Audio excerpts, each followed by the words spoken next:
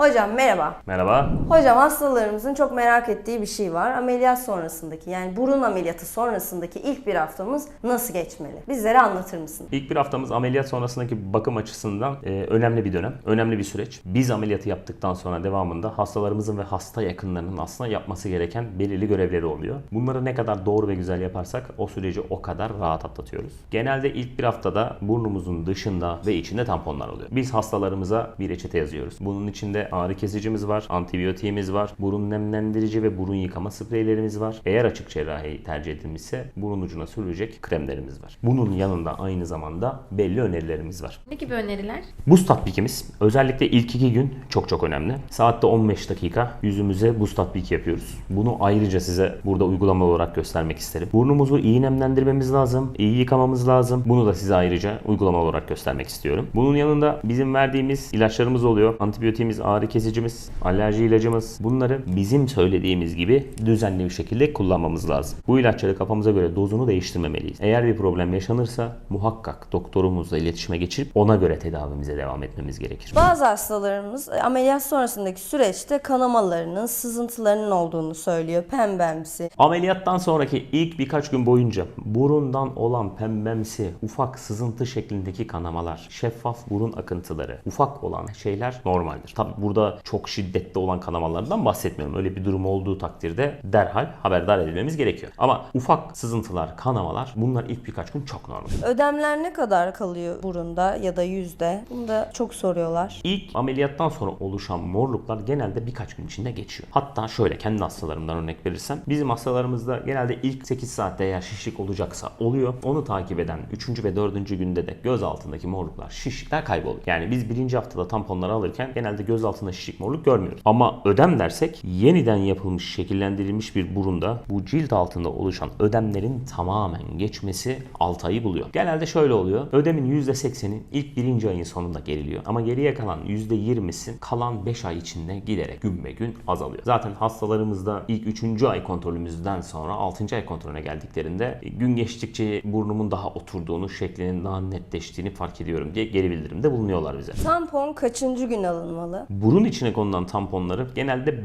5-10 gün arasında alıyoruz. Ortalama bir hafta diyoruz hastalarımıza da. Ama buna net karar vermek için tabii ki de ameliyatın sonucuna bakmak lazım. Ameliyatta neler yaşadık? İçerideki burun eğriliğimiz, deviyasyonumuz ne derecedeydi? Bunlara bakarak hastalarımıza ameliyat sonrasında aslında kaçıncı günde alacağımızı belirliyoruz. Ortalama olarak bir hafta 10 gün civarında değişiyor. Aldıktan sonra biz kendi pratiğimizde ekstra biliyorsunuz ki bir daha bir bantlama yapıyoruz. Bu ikinci kez yaptığımız bantlamanın temel amacı aslında burun sırtındaki ödemlerin daha çabuk iyileşmesi, burun şeklinin daha çabuk oturması. Peki burun estetiği sonrasında üst dudak hareketsizliği olması normal mi? Normal. Müdahale ettiğimiz yere göre değişir. Ama özellikle gummy smile olan hastalarımıza baktığımızda gummy smile gülerken diş etlerinin gözükmesi. Belli ölçüde olan gummy smile'lara da ameliyatta, burun ameliyatlarında müdahale edebiliyoruz. Özellikle o müdahalelerimiz sonrasında hastalarımızın belli bir süre boyunca ortalama 15-20 gün kadar sürüyor. Üst dudağını hareket ettirirken daha zor hareket ettirdiğini veya orada bir hissizlik olduklarını söylüyorlar. Bu geçici bir durum. 15-20 gün içerisinde kendini toparlıyor. Ameliyat sonrası boğaz ağrısı peki? Aslında o bizim ameliyat ettiğimiz kısımla çok alakalı bir durum değil. Genel anestezi altında ameliyat olan hastaların birçoğunda gördüğümüz bir şey bu. Hastalar uyutulurken genel anestezide boğazlarından akciğere bir tüp gönderiliyor. Hasta belli bir süre boyunca o tüple ameliyat süresince yaşamına devam ediyor. Sonrasında haliyle boğazında bir süre ağrı hissediyor. Bunun için de hastalarımıza ekstra bir şey önermiyoruz aslında. Sadece bol bol sıvı almalarını öneriyoruz. Genelde o da birkaç gün içinde kendiliğinden rahatlıyor. Ameliyat sonrası kötü koku alma sebebi nedir peki?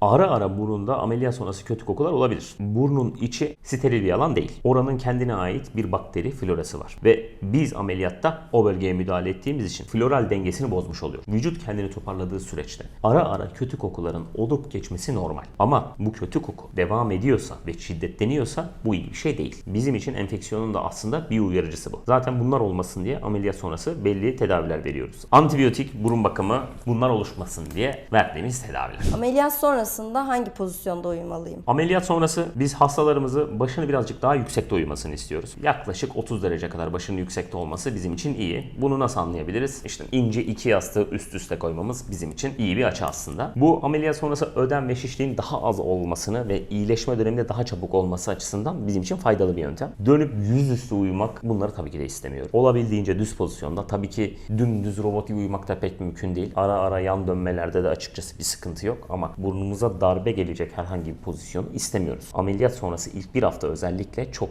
yeni bir dönem. Ne kadar içeride tamponlar, dışarıda koruyucu tamponlarımız da olsa buruna olabildiğince darbe almamamız gerekiyor. Yan yattığımda burnum yattığım tarafa doğru düşer mi? Düşmez yani, o kadar da hemen düşecek bir ameliyat yapmıyoruz. Yan yatmalarda, yan dönmelerde böyle büyük problemler olmaz. Ama yine de ilk bir hafta özellikle iyileşme sürecinin maksimuma çıktığı dönem. Bu ilk bir haftada olabildiğince bunlara dikkat etmek gerekiyor. Ama yan yattım da burnum sağa düştü, işte sol yattım sola düştü. Bunlar çok gerçekçi şeyler değil açıkçası. Soracaklarınız bittiyse hadi bakalım şimdi uygulamalı olarak nasıl buz uygulaması yapacağız ve buna nasıl bakım yapacağız anlatalım. Buse bizim için konu mankeni oldu. Ameliyattan çıktıktan sonraki bakımımızı Buse üzerinde anlatacağız. Ameliyattan çıktık. Ameliyattan çıktıktan sonraki halimiz tam olarak bu. Burnumuzun ucunda ne olduğunu bilmediğimiz bir aparat var. Burnumuzun dışında bir aparat var. Yanlardan bantlar uzanıyor. Şimdi ne yapacağız? Bunları anlatıyorum. 1. Ameliyattan çıktıktan sonra en önemli olan şey ne dedik? Buz tatbiki. Özellikle ilk 2 gün buz tatbikine çok dikkat ediyoruz. Nasıl öneriyoruz? Uyanık olduğumuz süreç boyunca saatte 15 dakika buz uygulaması yapacağız. Buz uygulamasını nereye yapacağız? Göz altlarımıza ve alnımıza yapacağız. Nasıl yapacağız? Buz tedavimizi uygularken buzu cildimize direkt temas ettirmiyoruz. Ya da herhangi bir buz aküsünü bu şekilde direkt cildimize temas ettirmiyoruz. Bu yanlış bir hareket. Bunu yaparsak eğer cildimizde soğuk yanığı oluşturabiliriz. Bundan dolayı buzla cildimiz arasına bu soğukluğu birazcık hafifletecek bir nesne koymamız gerekiyor. Ne?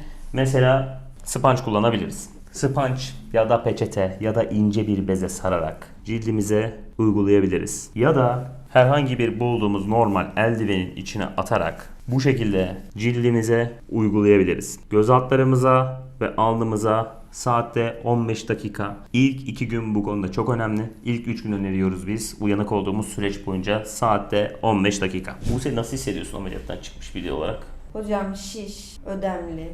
Rahatsız ediyor mu bundaki şeyler? Üstündeki alçı çok baskı yapıyor. Öyle. İlk bir haftada hissedeceğimiz şeyler bunlar aslında. Hocam o burcundaki şey ne? Bu burun ucunda görmüş olduğumuz şey nostril retainer dediğimiz burun deliklerinin iyileşirken eşitleyici bir aparat. Ben rutin olarak aslında bütün ameliyatlarımda kullanıyorum. Burun bakımı yaparken bunu dışarıya alıyoruz. Bu ürünü normalde ameliyattan sonra özellikle ilk ay günde 8 saat takmamızı istiyorum. Bunu da nasıl takacağımızı ayrıca anlatacağım. Şimdi retainer'ımızı çıkardık. Burnumuzun içinin bakımına geldi sıra. Az önce dedik ki burnumuzda belli akıntılar olabilir. Ufak ufak pembemsi şeffaf renkli akıntılar olabilir. Akıntıları burnumuzun kendisine dokunmadan akan kısımlarını yanlardan silerek hayatımıza devam edebiliriz. Bu konuda problem yok. Yok rahat edemiyoruz. Silmek bizi yoruyorsa herhangi bir sponge'ı burnumuzun bıyık bölgesine yerleştirip bantlayabiliriz. Biz tedavi olarak ne verdik? Burun yıkama dedik, burun nemlendirme dedik ve burun ucumuza sürülecek kremlerden bahsettik. Burnumuzu yıkayacağız. Burnumuzu yıkamak için verdiğim şey bir sprey formunda olabilir. Rahat etmiyorsanız bunun aynı zamanda deodorant gibi olanları ya da pompa gibi olanları da mevcut. Ameliyattan sonraki ilk haftada ben öncelikli olarak sprey formundaki burun yıkama aparatlarını tavsiye ediyorum. Peki burnumuzu nasıl yıkayacağız? Nasıl yıkıyoruz bu seçim burnumuzu? Hocam başımızı biraz eğiyoruz. Burnumuza spreyi sıkıyoruz. Aynen. Burada anahtar nokta aslında başımızı azıcık öne doğru eğmemiz. Yani spreyi kullanırken başımızı geriye atıp bu şekilde spreyi sıkmıyoruz. Bunu bütün burun spreyleri için söyleyebilirim. Burun spreyi kullanırken aslında bütün burun spreylerinde aynı yöntemi kullanıyoruz. Başımızı öne doğru eğiyoruz. Burun sırtımız yere dik. Kullandığımız sprey şişesi yere dik. Burnumuza sıkıyoruz spreyimizi ve burnumuzu içimize çekiyoruz. Bu bütün kullandığımız burun spreyleri için aynı olan kullanma yöntemi. Hadi Buse bize şimdi burun yıkamayı göstersin. Ne yapıyorsun bize anlat. Hocam şöyle bir taraftan sıkıyorum. Aynen. Burun yıkama yaparken bol bol sıkabiliriz spreyimizi. Burnumuzu yıkadık. Şimdi Evet. sıra burnumuzu güzelce nemlendirmede ve burun kremlerimizi kullanmada. Burun nemlendirmek için verdiğimiz ürünler sprey formunda da olabilir, krem formunda da olabilir. Açıkçası hastalarım hangisini kullanırken daha rahat ediyorlarsa onu kullanmalarını tavsiye ediyorum ben. Burnumuzu nemlendirirken ve temizlerken önerdiğim şey kulak çubuğundan yardım almaları. Kulak çubuğumuzun üzerine kremimizi sürüyoruz. Sonra sürdüğümüz kremle aynaya bakarak burnumuzun içini güzelce temizliyoruz. Hastalarımız burada bu kan kurutlarına dokunmaktan, burun içine dokunmaktan çok korkuyorlar. Aksine kremle buradaki kurutları, kan kabuklarını yumuşatmak ve yumuşattıktan sonra da çubuğun temiz kısmıyla burnumuzun içini temizlemek bizim için çok çok daha iyi bir yöntem. Neden? Çünkü burada kalan herhangi bir kan kurutu ya da akıntı bakteriler için, enfeksiyonlar için muhteşem bir yaşam ortamı. Burnumuzun bakımını güzelce yaptık. Ancak açık yöntemle ameliyat olduysak veya burnumuza kanat cerrahisi yapıldıysa, açık yöntemle ameliyat olduysak burun ucumuzda ya da burnumuza kanat cerrahisi yapıldıysa burnumuzun uçlarının kanat kısımlarında kesilerimiz ve burada dikişlerimiz olacak. Buralara da verdiğimiz kremleri uygulamamız gerekiyor. Aynı yöntemle, az önce uyguladığımız yöntemle yine kulak çubuğunun üzerine belli miktarda kremi alıyoruz. Dikiş yerlerimize güzelce kremimizi sürüyoruz. Dikiş yerlerimizde de kabuk, kurut benzeri bir şey varsa yine kremle güzelce nemlendirdikten sonra temiz bir kulak çubuğuyla buradaki kabukları da temizleyebiliriz. Aynı zamanda bu kabuklar ve kurutlar için ekstra olarak oksijenli su da kullanabiliriz. Burnumuzun bakımını yaptık. Benim hastalarıma önerdiğim günde en az 8 saat kullanmamız gereken burun ucumuzdaki silikon yani nostril retainer'ımız var. Onu burnumuza tekrar nasıl takacağız? Burnumuzdan çıkardığımız retainer'ı güzelce normal ılık suyla temizliyoruz. Temizledikten sonra kaynamış suyun içinde yaklaşık 5 dakika kadar dinlendiriyoruz. Dinlendirdikten sonra tekrar burnumuza takabiliriz. Burnumuza nasıl takıyoruz bu sefer retainer'ımızı? Şu şekilde. Yerleştirdik.